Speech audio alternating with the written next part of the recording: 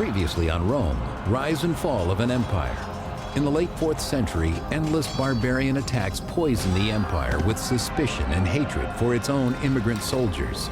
The half-barbarian, half-Roman general Stilicho is not the last to be sacrificed. A bloody death, foreshadowing the fate of an empire on the brink of collapse.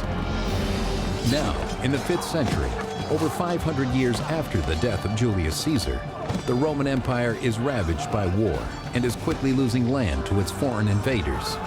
In the midst of this chaos, 3 Roman generals compete for the power of emperor.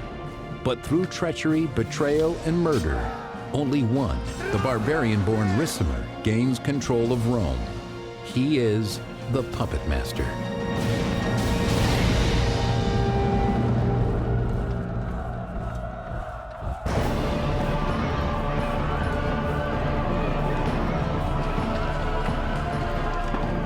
In 455 AD, the ancient city of Rome, once a pinnacle of civilization, is sacked by a violent tribe of Vandal barbarians. Vandals have come from North Africa to the capital of the Roman world, as it used to be anyway. The Romans are shocked and terrified that barbarians could come to their ancient cultural center and literally take anything that they wanted. After centuries of endless barbarian attacks, Rome has lost control of the Mediterranean. Desperate, the empire offers up its last and greatest treasure, the land itself. In exchange for peace, Rome grants its fertile soil to the barbarian tribes. The problem is that they had no choice. And so the Romans just negotiated with them and said, okay, you're here, we can't get you out, we'll give you this territory. And Romans just gave it away. The empire has been officially divided between East and West for over 75 years. But while the East remains strong, the West has lost most of its territory to the barbarians.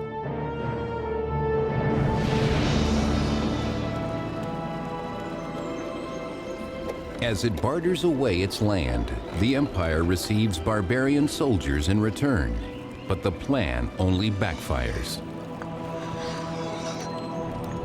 The emperors made a deal with the devil, so to speak, because when the emperors gave land to the barbarians, they were giving away whatever tax revenues might come to the imperial treasury from those lands. The more you gave away, the poorer you got. The poorer you got as Roman emperor, the more land you needed to give away, and it was a deadly downward spiral for the strength of the Roman Empire. The empire has always depended on foreign mercenaries. Yet in the 5th century, the Roman army is almost entirely of barbarian descent. The former enemies are now peers. Barbarians, once the slaves of Romans, are now often their superiors. All these men are saying, hey, my parents may have been a barbarian, but I'm not. I'm a general in the Roman army. And they're competing for the honor attached to leadership. Age-old ethnic tensions divide the army, pitting soldier against soldier, Roman against barbarian. But in 456 AD, one ambitious general is determined to maintain order, though he himself is a barbarian. His name is Ricimer.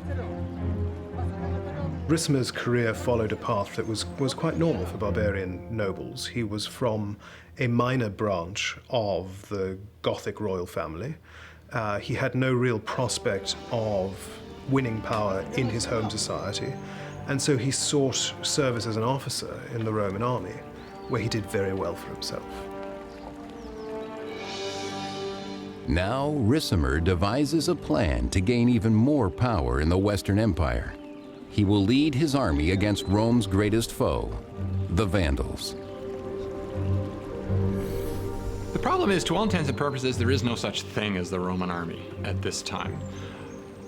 A commander, whoever he happens to be, sees a threat, then has to raise the army however he can, if he has money, then move that army to the location and fight. Ricimer marches to Agrigentum in modern-day Sicily to confront the Vandal forces sailing from their stronghold of Carthage. In Sicily, the Vandal warriors come down hard on Ricimer and his army. The Vandals know their enemy, and they know the terrain. Sicily and southern Italy were like the Vandals' ATM. Every spring they'd get in their ships and row over and make a very violent withdrawal and then go home. And the Roman security cameras couldn't do anything about it. Ricimer leads his troops against the great onslaught of barbarians. Yet despite his own military training, his army of mercenary soldiers is at a disadvantage. The Roman army, by the middle of the 5th century, is no longer the army that it had been 100 years before. For one thing, it's considerably smaller. For another, it's less well armed. And it's certainly less disciplined. Consequently, there just doesn't seem to be any, there's no evidence that there's any kind of training or tactics or whatever. It's simply this great whack of Germans is then sent off against that great whack of Germans, and they just keep killing one another until either it gets dark or somebody gives up or somebody runs away or, you know, whatever the case may be. Though the skill and discipline of Roman formation has been lost for decades, the Vandals are unable to break Ricimer's men. The Roman army claims victory, not for the empire, but for their great leader.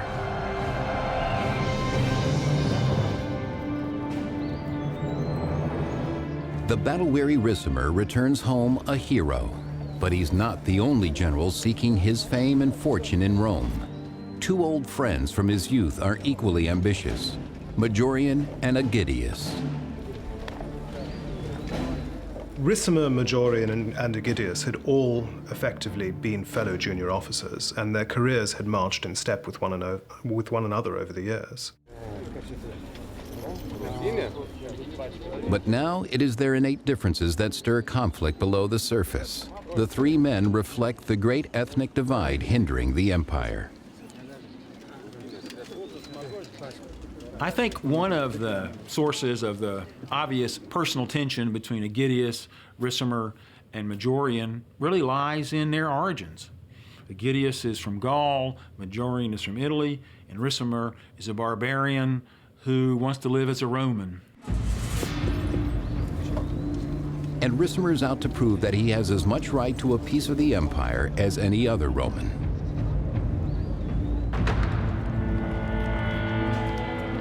But the competition for absolute power in Rome is not limited to Ricimer, Majorian, and Aegidius.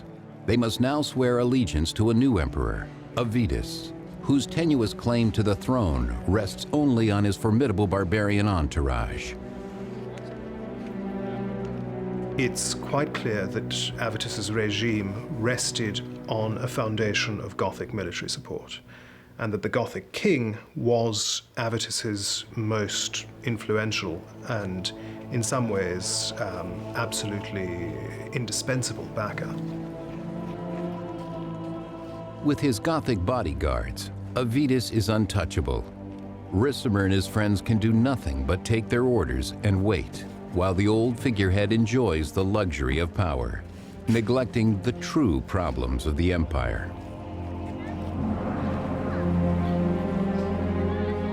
In North Africa, Rome's grain supply has been seized by the barbarian Vandals. North Africa was the breadbasket of the empire, producing grain, the staple of most people's diets, and olive oil, equally important for the fat in people's diets and for a million other uses. Without the precious grain, famine grips what's left of the empire's provinces. In Rome, the poor must steal what they can to survive. Gone are the security and comfort of Rome's heyday, replaced now by despair and turmoil. So everything is topsy-turvy.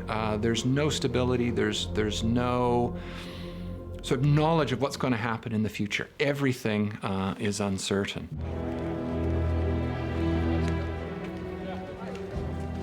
The situation at the imperial palace soon declines as well. Angry and impatient, Emperor Avitus's Visigoth soldiers demand payment for their services. Avitus is desperate. Roman emperors couldn't pay the barbarian troops that they needed in cash because the Roman Empire's revenues were so greatly decreased. So when Roman emperors were bartering for military support, they were dealing in the only good currency they had left. So Avitus has to strip the bronze off of the temples in order to pay the guys who came down to Gaul with him, all the Gothic army and his Gothic entourage. But by selling the treasures of Rome, Avitus only saves himself.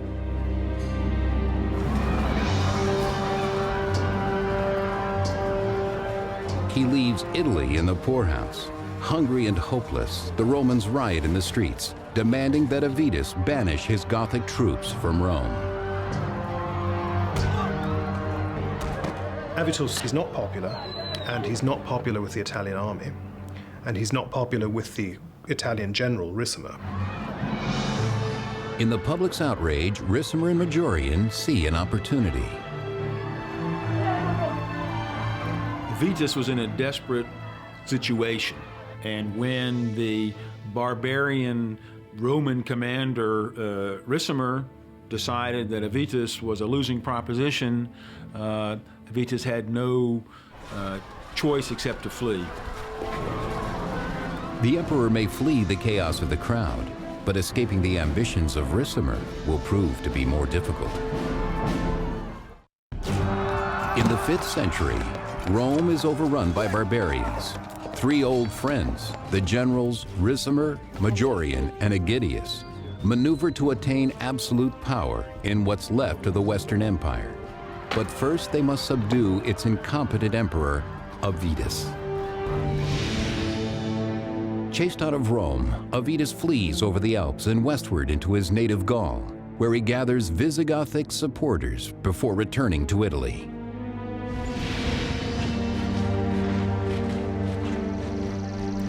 With the support of his fellow Gauls, Avitus hopes to easily regain the throne. But back on Italian soil, Ricimer and Majorian are waiting for him. The ambush is brutal. These battles are up close and personal because you have to be able to kill them from up that close. So there's pushing, there's shoving, there's running back. There are dead bodies to climb over. There are injured men yelling. In the bloodbath, the army of Avitus is annihilated. But in a surprising turn, Ricimer spares the emperor's life on the battlefield.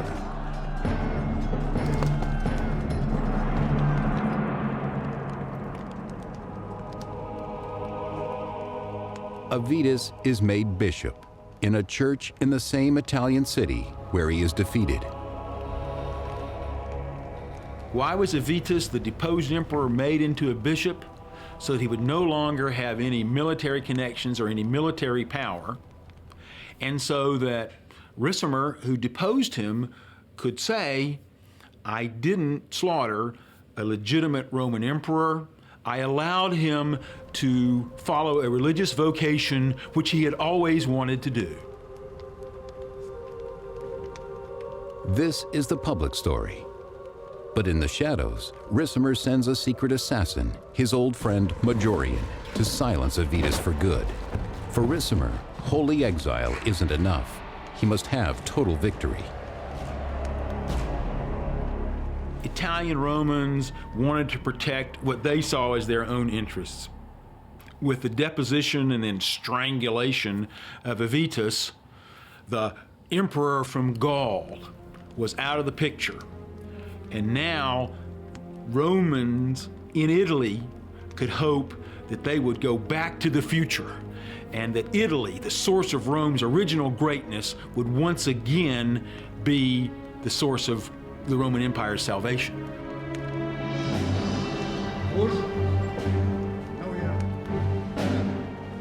With the Emperor Avitus finally gone, Italy celebrates. But the mastermind behind Avitus's death has no plans of proclaiming himself as a replacement. Ricimer himself will have realized that he could never survive as emperor. It would have been unacceptable for a barbarian warlord with indeed royal connections to barbarian royal houses to assume the Roman throne. No barbarian leader really contemplated it seriously. Instead, Ricimer names a man he thinks he can control, his best friend. Majorian, the man whom Ricimer decided to make emperor instead of himself, was an Italian. Ricimer had gauged the sense of especially the Roman upper class in Italy. The Roman upper class in Italy wanted an Italian emperor. Ricimer decided he'd be the power behind the throne and make Majorian, that good Italian, into the Roman emperor. Like the Wizard of Oz, however, behind the curtain, Ricimer was going to pull the strings, or so Ricimer thought. With the new regime, the three old friends enjoy the spoils of power.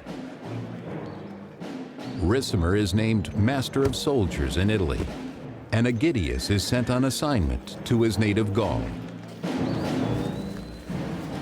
Aegidius is reasonably successful. We have a number of sources that say very positive things about him, both as a commander as an individual. So he seems to have been a very charismatic and successful military commander.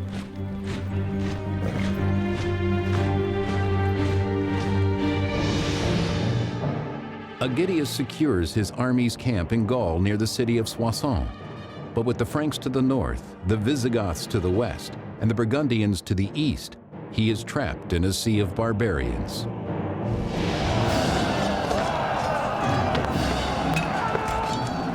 Under constant attack from their barbarian enemies, Aegidius and his army rise to the occasion, determined to defend Roman Gaul at all costs. Aegidius was a Roman from Gaul, from France, who had extensive military and diplomatic experience. And the Roman hope was that he could prevent further, especially Gothic incursions in Gaul and protect what admittedly small part of Gaul was still part of the Roman Empire. The endless barbarian assaults take their toll on his already diminished forces. But Aegidius refuses to admit defeat. At this stage, Aegidius, in the 450s, there's still hope, perhaps, and he clings on to this view and tries and hopes for a restoration of Roman power.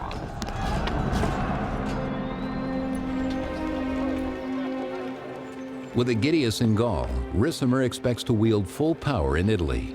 But Majorian has other plans.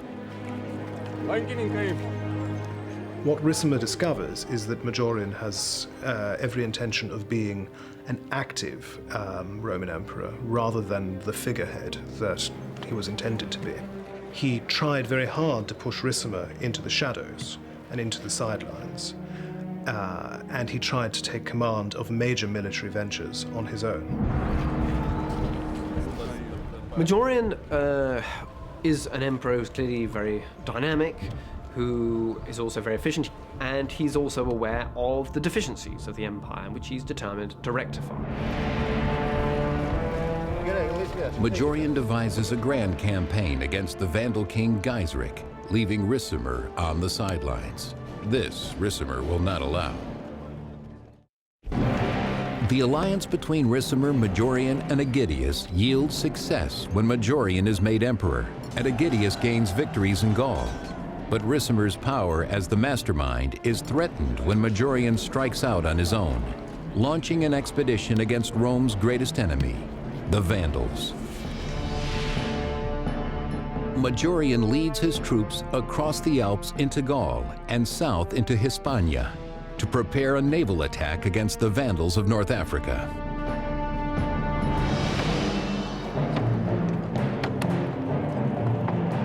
Majorian commissions carpenters to build the strongest, fastest ships, hoping to overpower the great fleet of the Vandal king Gaiseric.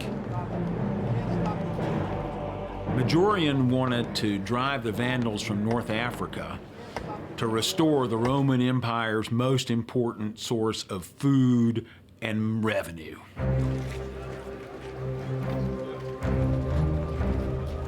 Camped near the Mediterranean coast, Majorian takes every precaution for his important and expensive mission. Majorian is, by all the evidence we have, careful. He sends scouting forces across the Straits of Gibraltar, tests the waters, if you will, of local support for a landing, because it's going to be a landing operation. This is not exactly D-Day, but it's going to be, by late Roman standards, a very significant naval action here.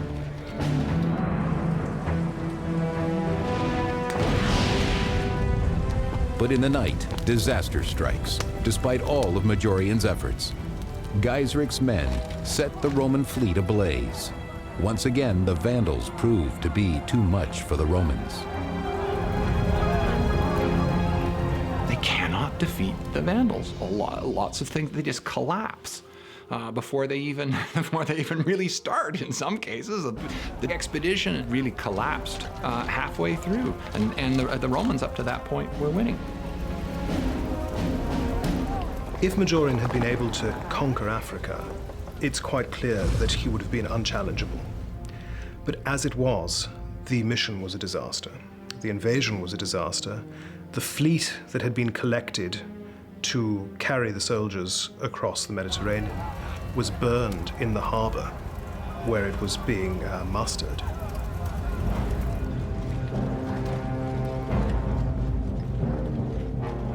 Majorian returns to Italy, dejected, his great plan to recapture North Africa ruined. This is a humiliating act in part of Majorian.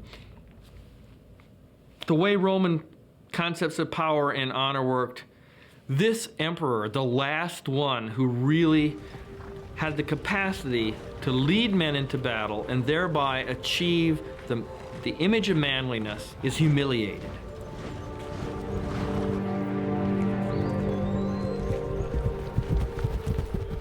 Along the same wooded road to Rome, a troop of soldiers rides to intercept the emperor. It is the honor guard of Majorian's old friend, Ricimer. Majorian was the first military emperor that Rome had had in years and years and years. But with the failure of the Vandal expedition, Ricimer, for some reason or other, decided to get rid of him. There may have been other things going on. Majorian may have blamed the failure on Ricimer. Ricimer may have blamed the failure on Majorian. We have no idea. 5th century writer John of Antioch. Ricimer and his soldiers arrested him, stripped him of his purple robe and crown, beat him, and beheaded him. Thus ended Majorian's life.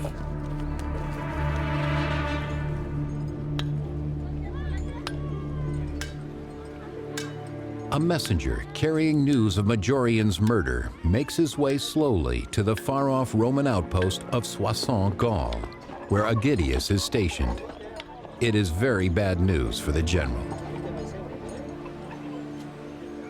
The only response that Aegidius is likely to have had is that he and Majorian and Ricimer were buddies.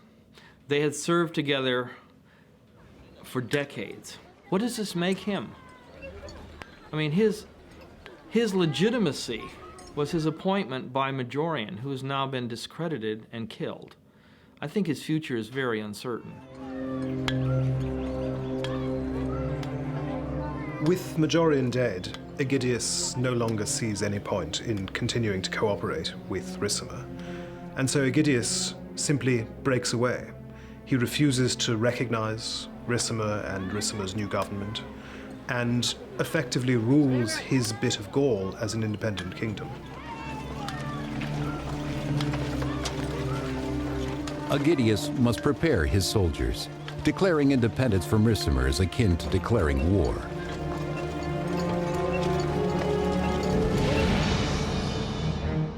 Rejecting Ricimer's rule in Italy, Aegidius considers his kingdom of Soissons the last vestige of the Roman Empire. There's no evidence that they're responding to orders from Ricimer or anyone else in Italy. They're on their own. They're completely independent. So the fabric of the empire is now broken down into pieces. In Rome, Ricimer prepares for war as well. But first he must find a new emperor to do his bidding. This time, there is no dispute. The man he chooses is no more than a puppet, Libius Severus. No one wants to be emperor. It's not a job that anyone needs. The only person who needs an emperor is the generalissimo. He's the guy who needs the emperor. Nobody else needs one. So Ricimer's there, and he needs an emperor. So he's the one who appoints the successor to Majorian, Libius Severus. With the new emperor Severus by his side, Ricimer can do as he pleases, and nothing will please him more than getting rid of Aegidius once and for all.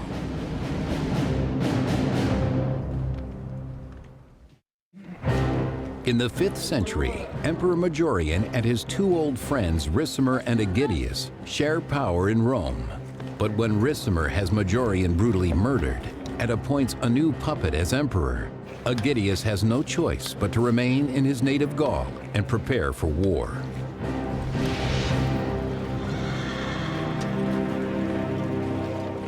After such a personal betrayal, Aegidius and his men are ready to do battle with Ricimer. The power alliance between the three old friends has been hijacked, and Aegidius is left out in the cold. Maybe he thought he had an understanding that he was a co-player in this game, that there were two generals in charge here, Ricimer and Aegidius. Aegidius found out that he wasn't regarded as a player. He wasn't consulted, and he lost the third part of the triangle.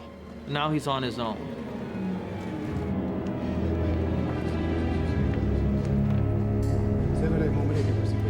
But Ricimer is already making plans to block Aegidius's impending attack. With the new emperor, Severus, under his thumb, Ricimer makes a deal with Rome's one-time enemy, the Goths. Ricimer saw this as a really serious threat, Aegidius's proposed invasion of Italy. So Ricimer did the smart thing. He made an alliance with the Goths, who were in Aegidius's rear. Goths, Aegidius, Italy. Because Ricimer knew if the Goths could put pressure on Aegidius from the back, Aegidius couldn't come to Italy, and that's in fact what happened. Just as he has always done, Ricimer commissions someone else to do his dirty work. Emperor Severus proves to be the perfect puppet for Ricimer, happy to allow the war against Aegidius to unfold. As Aegidius moves his troops south from his kingdom in Soissons, Gaul, he is attacked by Ricimer's army of Goths outside the city of Orléans.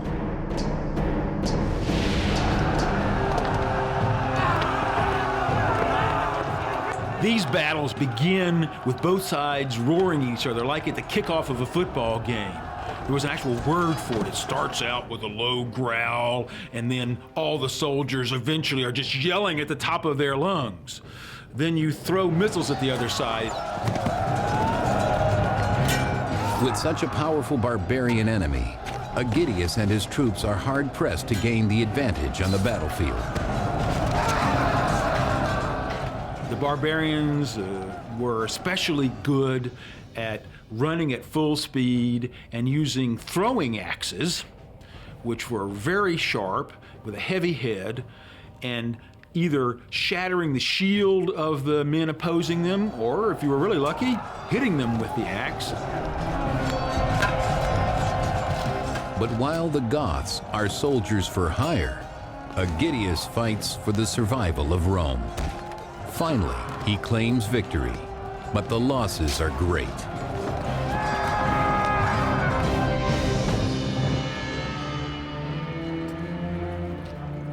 In the field hospitals of Gaul, Aegidius and his men recover from the Gothic attack, but he knows there will be more. Aegidius has his hands full, essentially. These deals that Ricimer cuts with kingdoms in his vicinity obviously mean that he has to deal with these. These are going to be his priority. He's going to be busy in Gaul and not be able to detach any forces to invade Italy. He just simply doesn't have the resources to deal with it. Desperate to vanquish Ricimer's forces in Rome, he turns to an unlikely source for help. Aegidius sends a messenger south to Rome's most menacing enemy, Gaiseric, who, as king of the Vandals, had taken North Africa, the breadbasket of the empire, over 20 years earlier. He sends an envoy to try to strike a deal, and Aegidius must have been very worried about how this deal would be perceived if it got out to be public knowledge. On the one hand, people could see, well, if we can reach a real deal with the Vandals, then we have a real bright future. But on the other hand, what will we have to give up to deal with these people who've taken away the most precious, the richest part of our empire? After traveling through Gaul and Hispania, Aegidius's envoy finally reaches North Africa.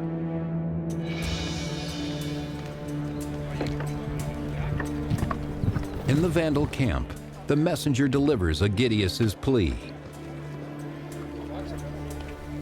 It looks as though Aegidius may have sought to establish some sort of relations with Gaiseric in North Africa from the point of view that they both have a common enemy, that is Ricimer in Italy, and therefore Ricimer could be caught between Gaul and North Africa, a potentially very dangerous position for Ricimer.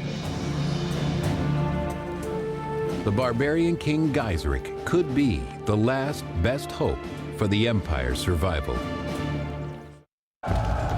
Surrounded by barbarians in Gaul, Aegidius is unable to drive his army against Ricimer and the puppet emperor Severus.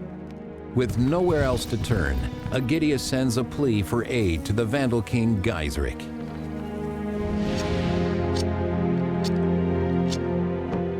In Soissons, thousands of miles away from the Vandal kingdom in North Africa, Aegidius can only wait for a reply. We don't know for sure, but I think it's likely that Aegidius's envoy reached the Vandals and that perhaps a deal was in the making. We really can't say. Aegidius has run out of time. Assassins sent by Ricimer make certain he will never fulfill his dreams of a restored empire. It seemed this mission serious enough and perhaps that it seemed possible that it was going to succeed, which led Aegidius's enemies to finally find a way to undo him by treachery because they couldn't take him in direct battle on the field of combat.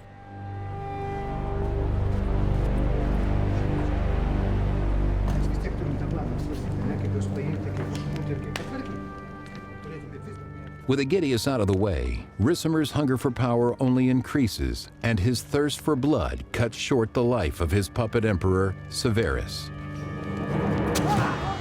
Ricimer makes and unmakes, through violence, a series of emperors, trying to find that front man who would allow Ricimer to really be the power without developing ambitions of his own. The problem for Ricimer was that when he put a puppet on the Roman throne, that puppet didn't want to remain a puppet. But now total power is his. Ricimer's ambition and bloodlust seem to know no limits. For 2 years, Ricimer rules Rome without naming an emperor.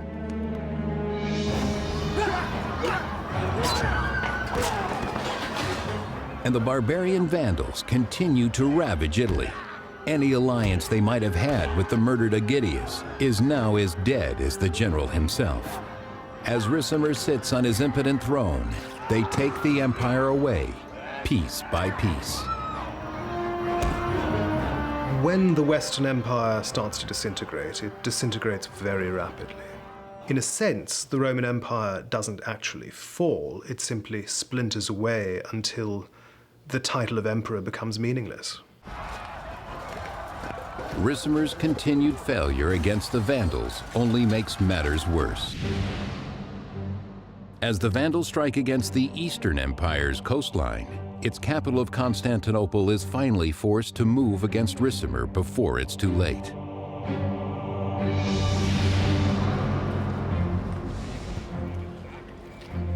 From within his protected palace walls, the Eastern Emperor, Leo, devises a plan to save the troubled Western Empire from Ricimer and the barbarian invaders.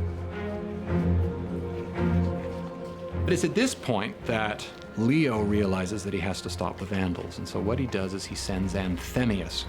Now, Anthemius was the son-in-law of a previous Eastern emperor, and he actually had a better claim to the throne than Leo did.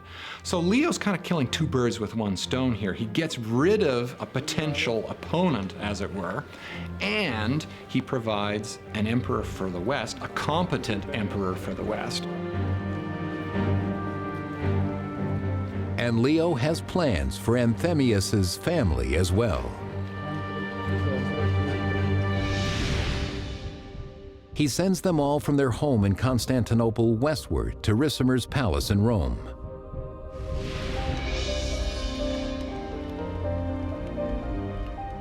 Anthemius's young daughter Alypia is offered to Ricimer in marriage in an attempt to subdue the ambitions of the bloodstained general, while Anthemius assumes the throne of the Western Empire.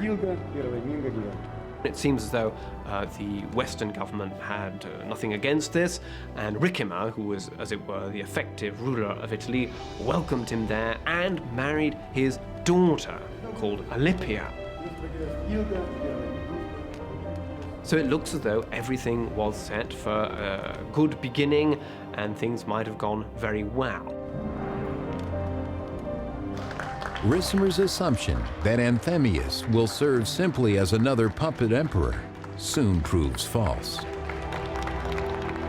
The real problem was Anthemius. Anthemius was sent by the East. Anthemius was acting like an emperor, and it wasn't always, he wasn't always doing what Ricimer wanted.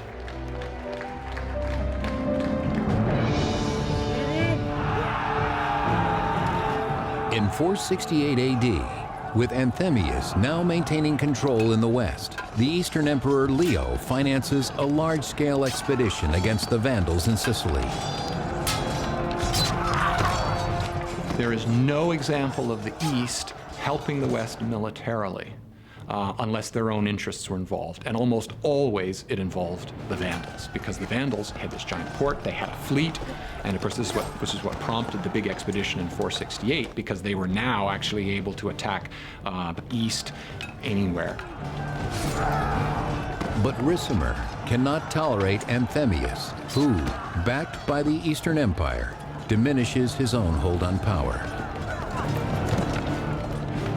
And the tradition in the West by this point was that the emperors were merely figureheads, that Ricimer made the important decisions, made emperors and removed them, and conducted military operations himself, whereas Anthemius was perfectly capable of doing this himself.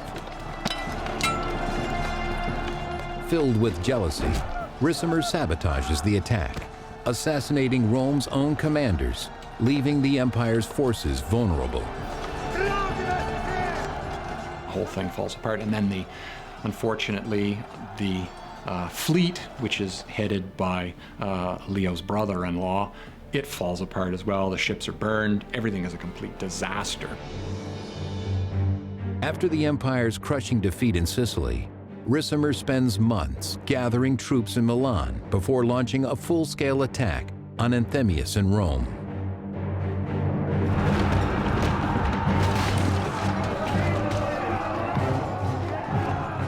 So Ricimer brings in the army, and they besiege Anthemius in Rome for 9 months, until eventually Rome falls. And meanwhile, while the siege is going on, Leo has had envoys sent to him from the west saying, all hell is breaking loose, it's civil war, do something. But there's no time to save Rome from Ricimer's wrath, and all Anthemius can do is flee.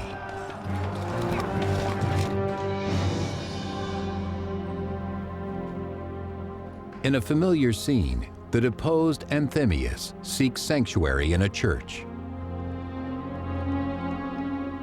Well, we know that the besiegers broke into Rome early in July of 472, and that Anthemius's followers scattered. Anthemius disguised himself as a beggar and was caught probably at the shrine of the martyr Chrysogonus.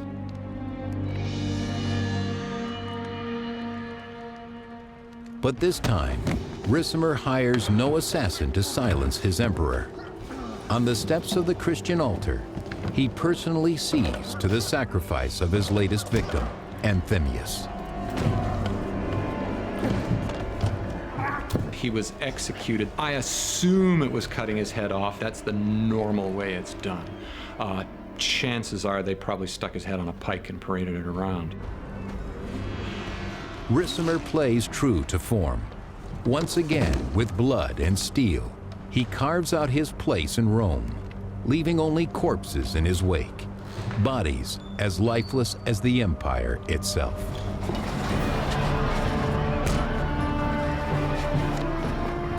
Again, without an emperor, Rome succumbs to anarchy and violence. Barbarians meet little resistance as they raid the towns of Italy. They go out and they sort of rape, loot, and plunder, attack cities and whatever else, and then come back. And this is what people have to face every year. So there's no stability. Ricimer does nothing as the empire self-destructs. He cares only for himself, as always, garnering his power from the empire's weakness. So now there's a peculiar circumstance here. We don't seem to need a real emperor, and it's hard to find a role that's clearly cut out for the commanding officer of the Western armies. One could really question why we have any imperial government at all. This society is slipping out of the structural system that we had identified with the Roman Empire. Ricimer is a man who has built his career and power on the countless dead bodies of his enemies, both barbarian and Roman.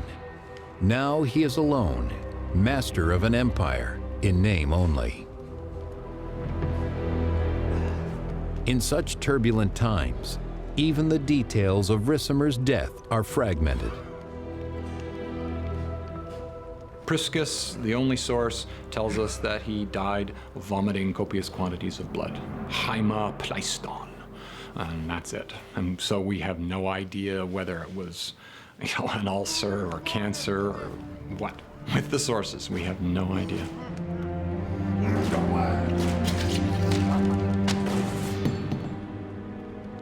When the puppet master dies, the Western Empire dies with him.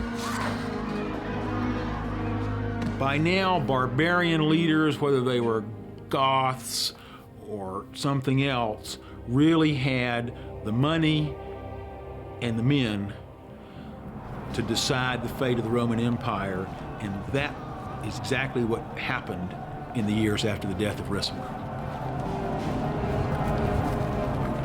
Ricimer's struggle to dominate brought nothing but ruin to the empire he hoped to control. Yet in his absence, its future grows even more bleak.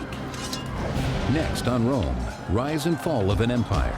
After serving in the court of Attila the Hun, a Roman diplomat named Orestes makes his way to Italy, intent on saving the crumbling empire. Only one man stands in his way, an ambitious barbarian with his own plans for Rome.